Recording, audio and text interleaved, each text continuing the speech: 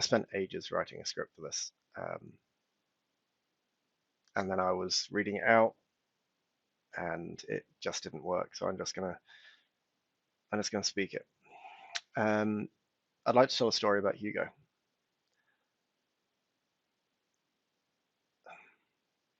It was not long after I'd started Redgate. I was a junior sales guy there. I'd just joined. I um, didn't have much experience with the tech. Uh, didn't have much experience with the community. I didn't know who any of you lot were. And So I joined this software company called Redgate, and they had this product for source controlling and deploying database changes. Um, and I was speaking to DBAs all the time, and I was trying to tell DBAs how to do their job. I was trying to say you should do it like this. You should put your database into source control, and it's important for these reasons. And I mean, this like DevOps, like we hadn't heard the word yet. I hadn't even heard the word DevOps yet at this point, and DBAs weren't listening to me. Who would? Um, and I had this idea that I wanted to learn more about who DBAs were, what they cared about. Sales 101, right? If I want to sell my product, I need to understand who the customer is and what their problems are. It was about this time that Redgate started asking me to go to events, conferences, stand on the Redgate booth and do sales demos and try and convince all the DBAs that they should use Redgate tools. Um, and there's a conference in Cambridge called SQL Saturday Cambridge. First time I'd been to a SQL Saturday, I think, or it was one of the first ones anyway. And they said I could go to a session while I was there. Um, and so I thought, cool. I picked one that looked reasonably relevant. There's all sorts of stuff I didn't even understand what the title was, but there's one about database source control, and it used SSDT, which was interesting to me because SSDT was our main competitor. And so it'd be interesting for me to see how the other folks did it. Um, and also secretly, like I knew my product pretty well, and I was hoping that I could ask a question that would expose some limitation of SSDT, and then I could kind of position Redgate as a better tool. It was naive and mean, but there it was. I was fairly new, and I was a cynical salesperson at that point, I guess. And it was by this guy called Hugo, who I'd never met before. So I sit down. Honestly, when I've been speaking to DBAs on the phone about this source control malarkey, um, like I say, they hadn't. It was difficult to get them on board. Um, I'll be honest, I had my doubts about whether this product was really, whether we were really onto something with the product that we had, because like nobody seemed to be going for it. But anyway, I sat down in this room and it was packed. Clearly, a lot of people at this conference wanted to come and hear this session.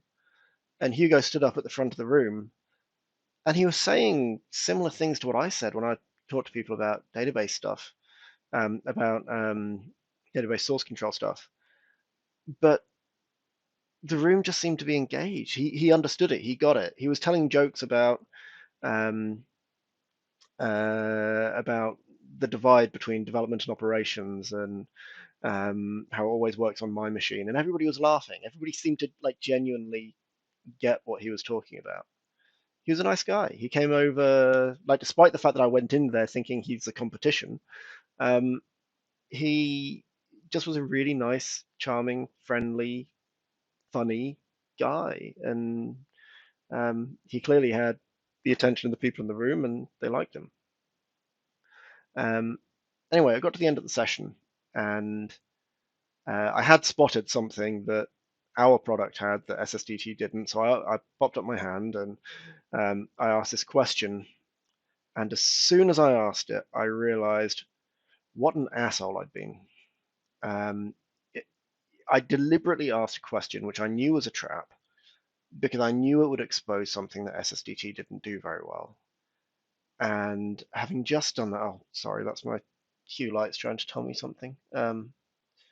Uh, there we are.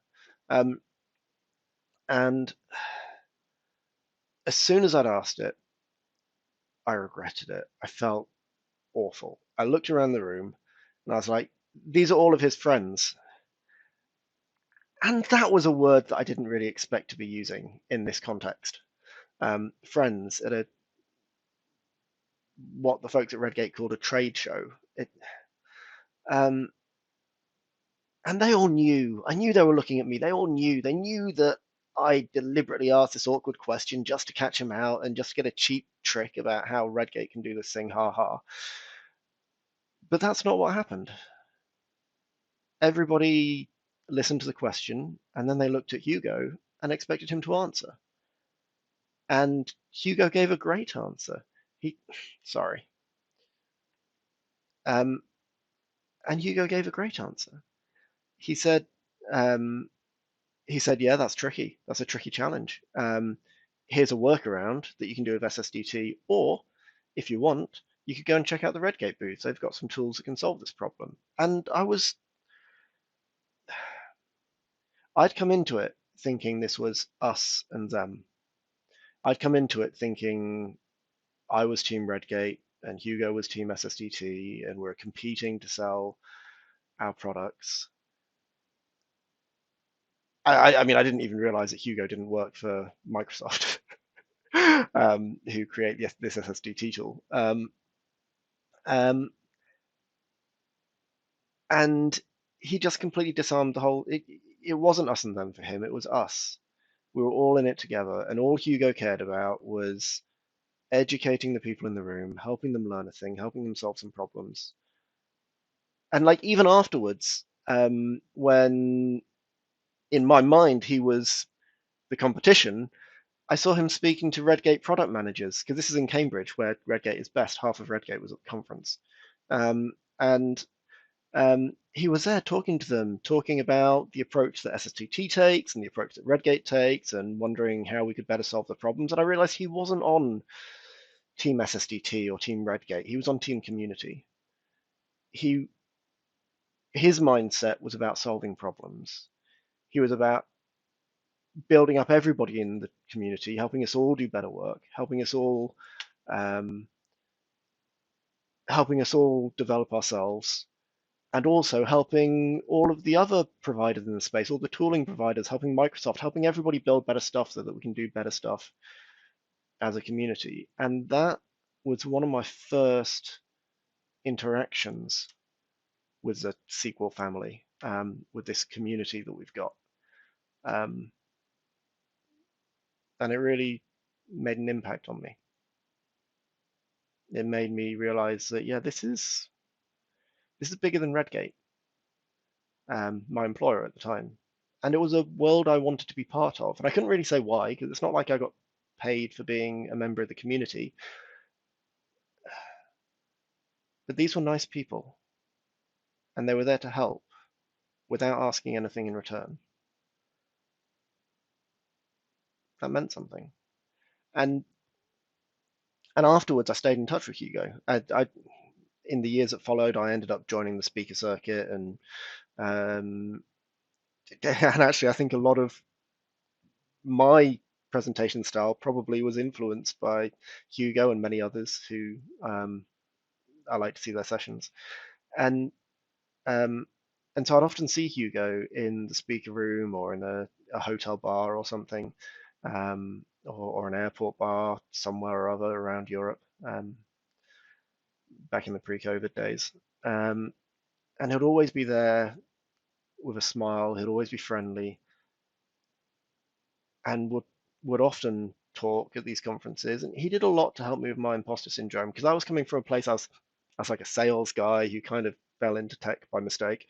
Um, and I always had a bit of a imposter syndrome about that. And there are a number of occasions where I distinctly remember sitting down with Hugo and him telling me that no, actually, I do know my stuff about this topic. Like I'm worth something.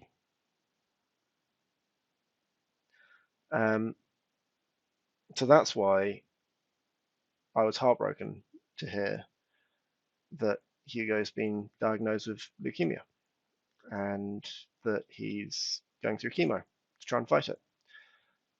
So Hugo, I don't need to wish you good luck because I know that you're going to fight this tooth and nail, and I know that you've got this. So I look forward to grabbing a beer with you somewhere on the other side.